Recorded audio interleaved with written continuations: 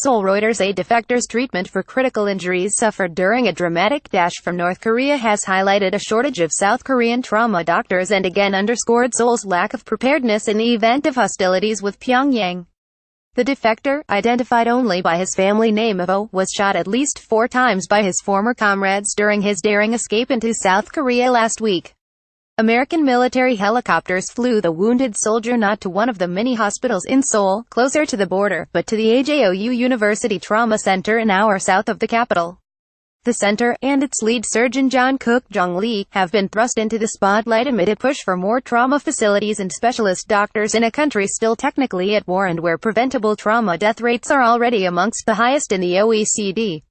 An official at South Korea's Ministry of Health said more than 30% of people who suffered fatal trauma injuries last year could have survived if they had access to proper, timely treatment.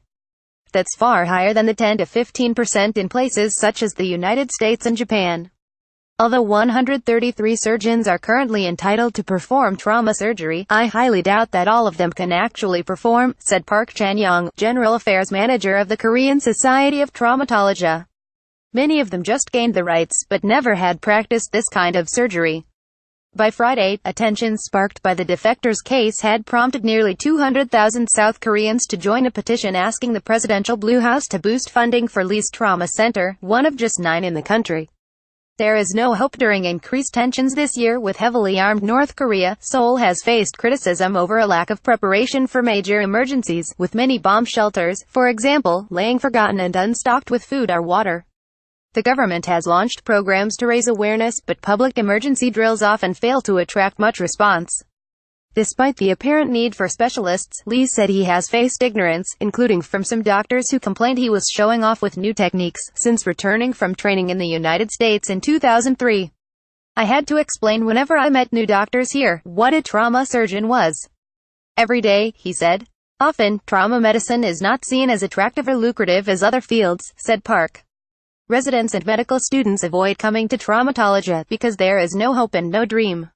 Lee Jong, a South Korean surgeon who operated the defected North Korean soldier with gunshots, speaks during an interview with Reuters at a hospital in Suwon, South Korea, November 23, 2017.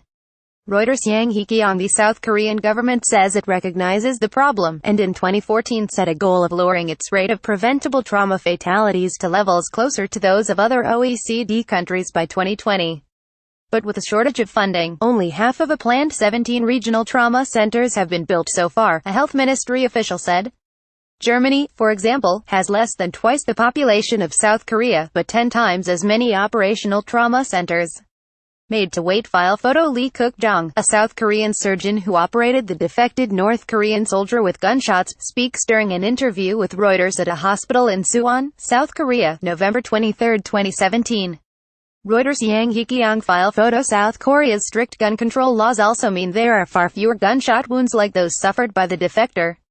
Between January 2012 and August 2017, 31 people were killed and 51 wounded by guns, according to the police.